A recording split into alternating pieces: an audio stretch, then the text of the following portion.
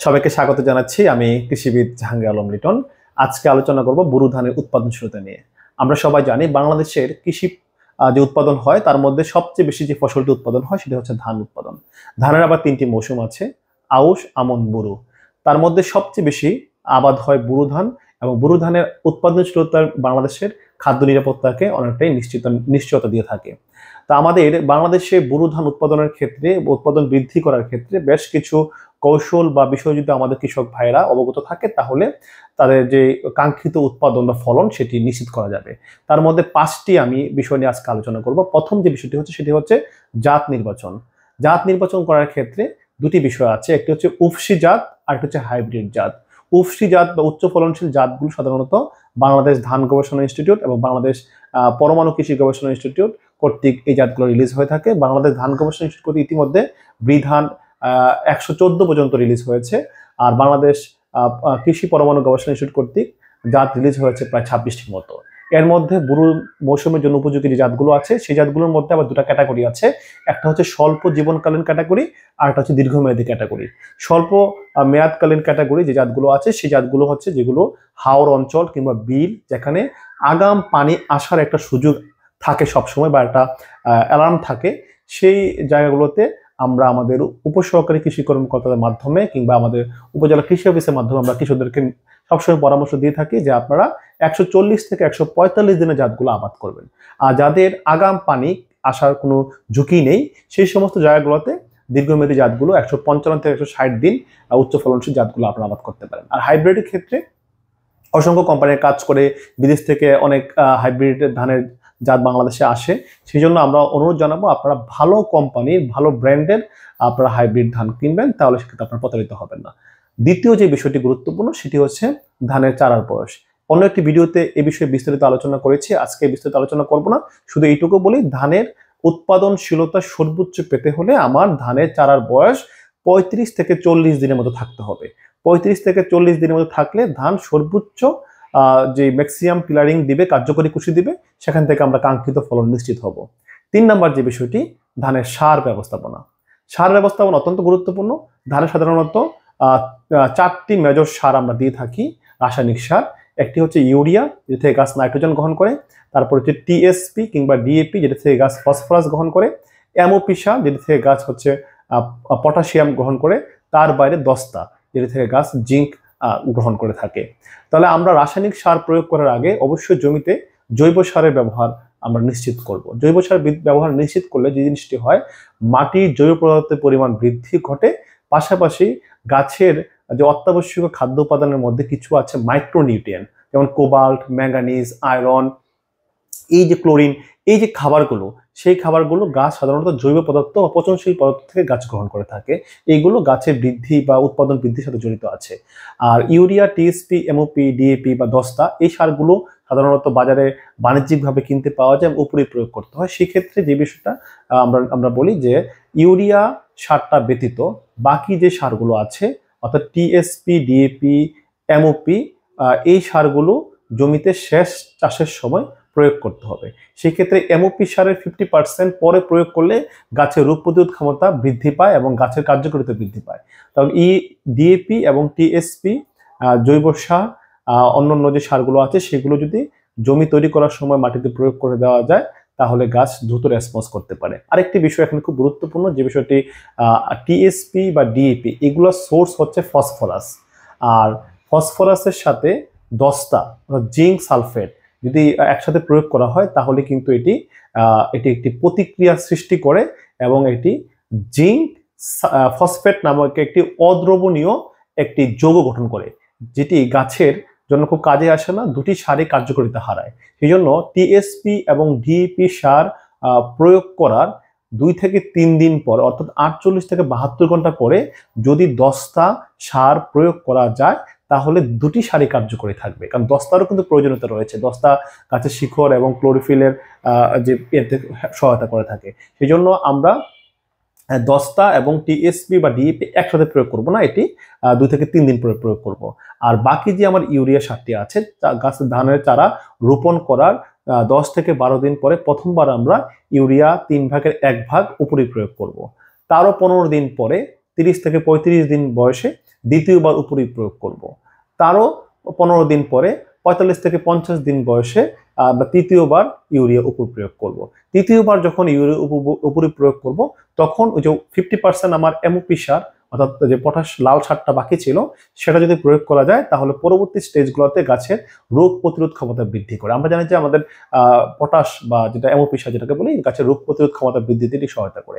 এই জন্য 50% যদি আমরা জমি শেষ চাষের সময় ধান রোপণ করার আগে মাটিতে মিশিয়ে দেওয়া যায় এবং বাকিটা যদি ইউরিয়া 3 নম্বর ডোজের সময় দেওয়া যায় তাহলে গাছের শক্তপোক্ত ভালো হবে, রোগ প্রতিরোধ ক্ষমতা এবং উৎপাদনশীলতা বৃদ্ধি পাবে। এই হচ্ছে সার ব্যবস্থাপনা এবং এর সাথে যে জিনিস জড়িত সেটা সেচ ব্যবস্থাপনা। ধানের জমি সেচ অত্যন্ত গুরুত্বপূর্ণ, কারণ সেচের পানি ছাড়া ধান তার উৎপাদনশীলতা দিবে না। কারণ আমরা যে জিনিসটি গবেষণা থেকে দেখেছি যে 1 কেজি ধান উৎপাদন করতে গড়ে প্রায় 3000 লিটারেরও বেশি পানির প্রয়োজন হয়। তাহলে এই পানি ছাড়া কিন্তু ধান উৎপাদন হবে না। তো ধানের জমিতে সবসময় কিন্তু পানির প্রয়োজন নাই। কখন পানির বেশি প্রয়োজন আর কখন প্রয়োজন নাই সেটি একটু আলোচনা করতে চাই। ধানের জমিতে ধান যখন রোপণ করা হবে তখন ছিপছিপে পানি থাকতে হবে। তারপরে 15-20 দিন এই ছিপছিপে পানি অর্থাৎ 1 থেকে 2 ইঞ্চি পানি থাকতে হবে। 10 থেকে 12 দিন পরে যখন আমরা ইউরিয়া যখন স্প্রে উপরি প্রয়োগ করব তখন যদি পানি না থাকে তাহলে ইউরিয়াটা কার্যকর হবে না। তারপরে ইউরিয়া প্রথমবার স্প্রে করার পরে পরবর্তীতে আপনার পিআই স্টেজ ধানের প্রজনন স্তরের আগ পর্যন্ত যেই 35 থেকে 40 দিন সময় থাকে এই সময়টিতে ধানের জমিতে সব সময় পানির প্রয়োজন নাই।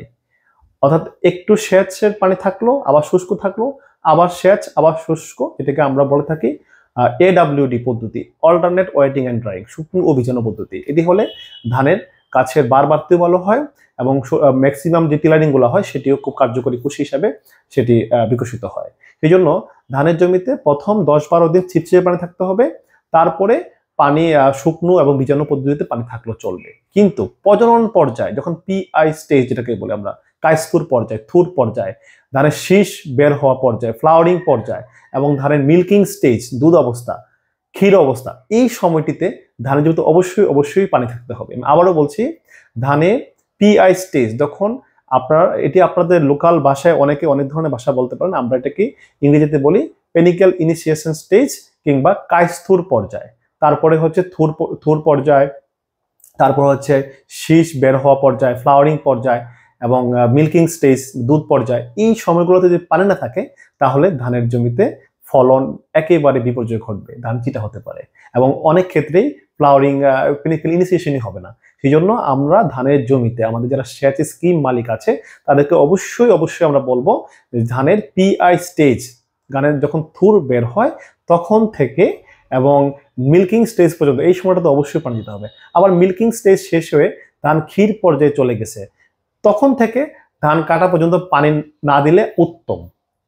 থাকলে ক্ষতি নেই, থাকলে ক্ষতি বলতে পরিপক্কতা একটু বিলম্ব হয়, আর না থাকলে দ্রুত পরিপক্কতা হয়। তাহলে আমি ধানের জমিতে সেচের গুরুত্বটা আপনাদেরকে বলে পেরেছি।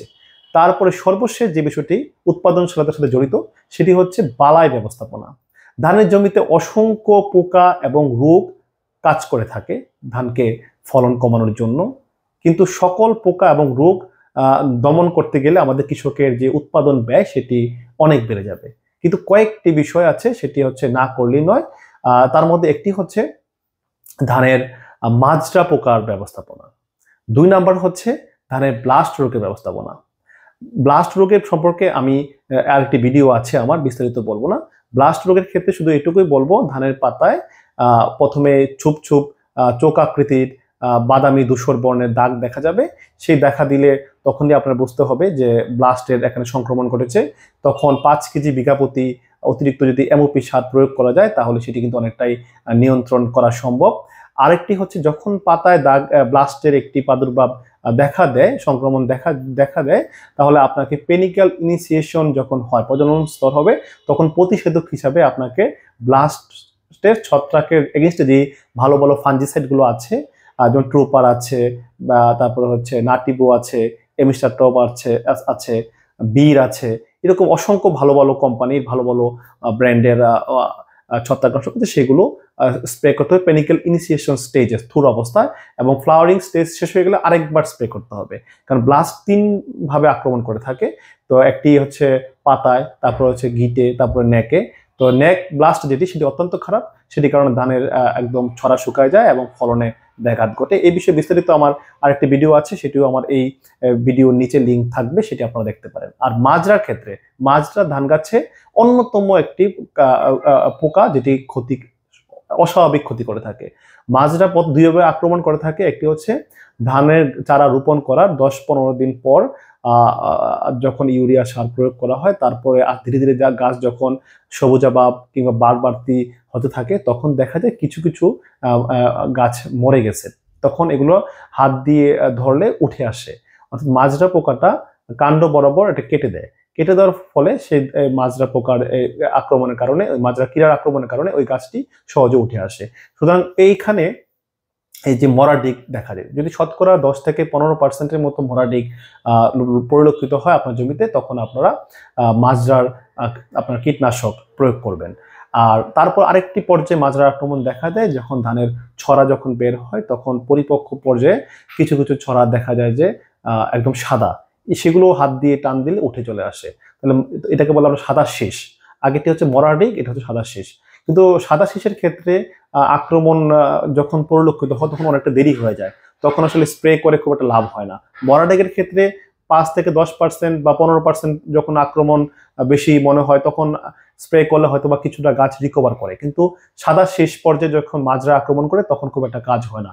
তখন যেটা করতে হবে, আপনাকে আপনার উপসহকারী কৃষি কর্মকর্তার পরামর্শ নিয়ে পরবর্তী মৌসুমের জন্য আপনাকে অ্যালার্ট থাকতে হবে। তাহলে আমি যদি আপনাকে আগেই বলে দিই এই টেকনিকটা, সেটা হচ্ছে আপনি যখন ব্লাস্টের জন্য কাইস্থুর পর্যায়ে আপনি নাটিবু, এমিস্টার টপ, সেলটিমা বা বিড এই ছত্রাকনাশকগুলো স্প্রে করবেন, তখন যদি এর সাথে বা 2 দিন বা 1 দিন পরে যদি আপনি এই মাজরার জন্য যেই রিকমেন্ডেড যেই কীটনাশকগুলো আছে সেগুলো একটা স্প্রে করা যায়, তাহলে আপনার এই প্রজনন পর্যায়ে যদি মাজরার আক্রমণ থেকেও থাকে, সে আক্রমণটা কিন্তু আপনার গাছকে আপনাকে প্রোটেকশন দিবে।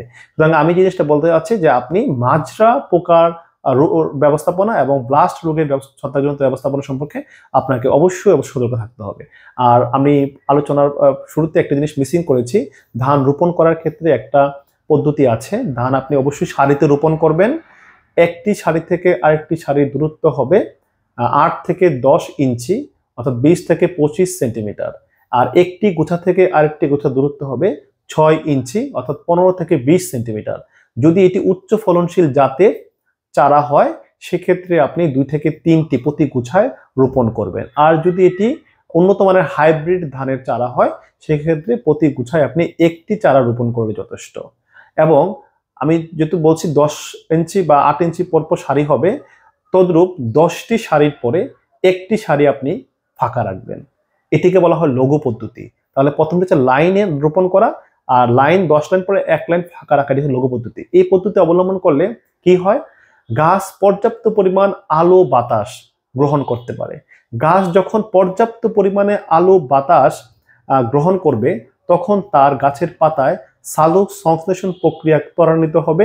গাছ তার মাটি থেকে পানির মাধ্যমে বা আপনার রাসায়নিক সার যেটা আপনি দিয়েছেন, সেই খাবারগুলোকে গাছ সহজে গ্রহণ করতে পারবে এবং ওই গাছের রোগ প্রতিরোধ ক্ষমতা এবং উৎপাদনশীলতা বৃদ্ধি পাবে। আমাদের কৃষকদের মধ্যে প্রায় একটা ভ্রান্ত ধারণা থাকে যে আমি যদি 10 লাইন পরে 1 লাইন গ্যাপ দিয়ে থাকি, তাহলে তো আমার জমিটা অনেকটা পতিত থাকে। না, আপনি যে গ্যাপটা দিয়েছেন সেই গ্যাপটা কিন্তু আপনার ধীরে ধীরে মিনিমাইজ হয়ে যাবে, কারণ অনেকগুলো কুশি এখানে হবে।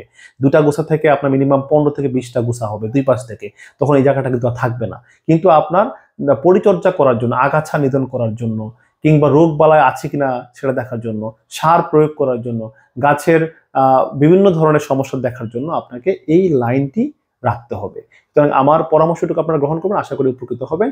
এবং ধান চাষের কলাকৌশল বিষয়ে আপনার নিকটস্থ উপসহকারী কৃষি কর্মকর্তা এবং উপজেলা কৃষি অফিসের মাধ্যমে আপনি প্রতিটি বিষয় যদি আপনি জানতে পারেন, তাহলে ইনশাল্লাহ এখান থেকে আলোচনার পাশাপাশি আপনারা আরও বেশি উপকৃত হবেন। তাই আপনাদের ধান উৎপাদন বৃদ্ধি হোক এবং উৎপাদনশীলতা বৃদ্ধি হোক, এই শুভকামনা জানিয়ে আজকে আলোচনা শেষ করছি। আবারও কথা হবে অন্য কোনো একটা আলোচনায়। ধন্যবাদ, ভালো থাকবেন সবাই। আসসালামু আলাইকুম।